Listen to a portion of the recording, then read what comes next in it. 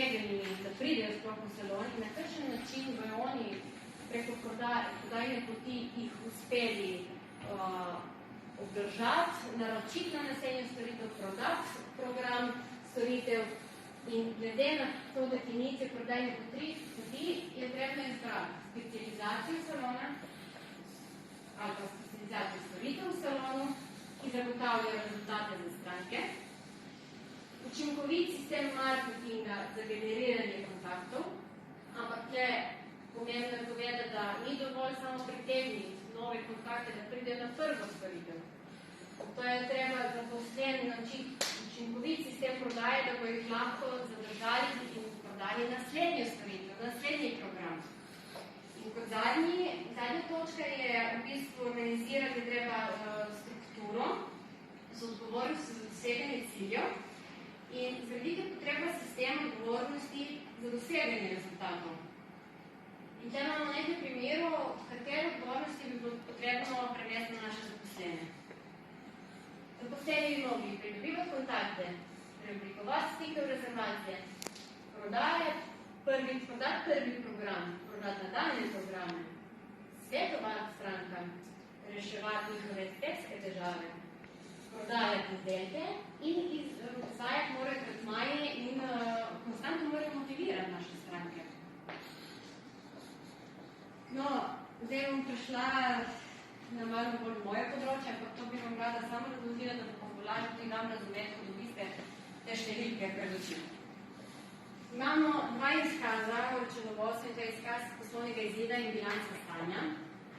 Izkaz poslovnega izida v bistvu vam dajo pogled, kaj ste delali v preteklem obdobju, kaj je ponavadi na koncu leta. Bilanca stanja pa vam da možnost, da vidite, kje ste in kaj boste naredili v prihodnosti, kakšne vire imate sploh na razpolago za napredovati. No, izkaz poslovnega izida prikazuje vse vaše prihodke in odhodke oziroma stroške in povedano ste, ali smo poslovali dobičkonosno ali pa z izgubo. Razdeljene na poslovni del, to je vse, kar je povezano z dejavnostjo, finančni del in izredni del. To vam bom še kasneje na izkazu pokazala, kaj je. V bistvu letno poročilo, ki je pomemben dokument, iz katerega je razvidno poslovanje podjetja in prikazuje finančno stanje vašega salona in celotni potek in razvoj skozi čas. V tem poročilu so zajeti vsi prihodki in odhodki, vaša ocena dobička in tudi ta del v bistvu davek dobička, ki treba dati nažalost državi.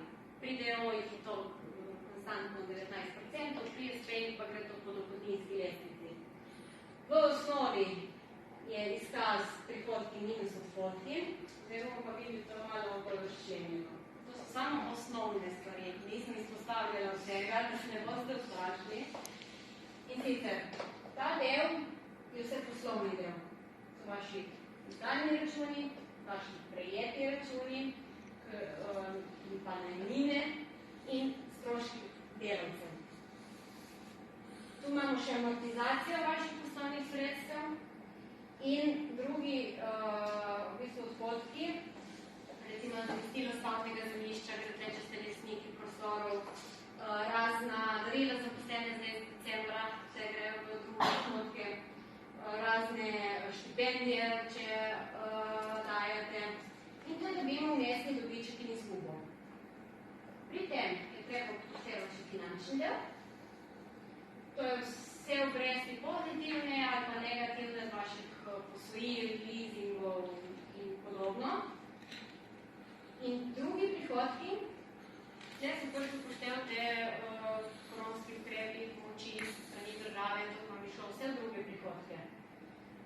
In pa drugi odhodki, denarne kazni, izvršbe, odškodnine. Te dobimo bruto dobiček. Od tega bruto dobička je treba odšteti še dalje in dobimo bolj neto dobiček. Tako da vidite, ni tako enostavno priti do tega našega dobička. No, pa še bilanca. V bistvu to pa ponazarja vaše sredstvo oziroma premoženje vašega podjetja in gre vaše premoženje.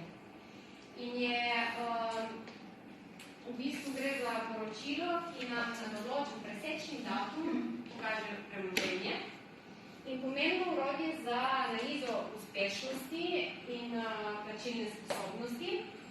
In če se vidijo vse poslovne odločitve, ki se odražajo na višini in strukturi sredstev, torej, če ste kaj zafrkane, se bo to vse poznalo, predvsem pri vašem kapitalu. In ravno ta kapital, če imamo primer, ravno ta kapital je pomemben pri najemanju posojil. Banka bo prva stvar pogledala vašo bilanco, če imate pozitiven kapital v bilanci stanja. Brez tega niti nimate kaj vprašati v posojilu.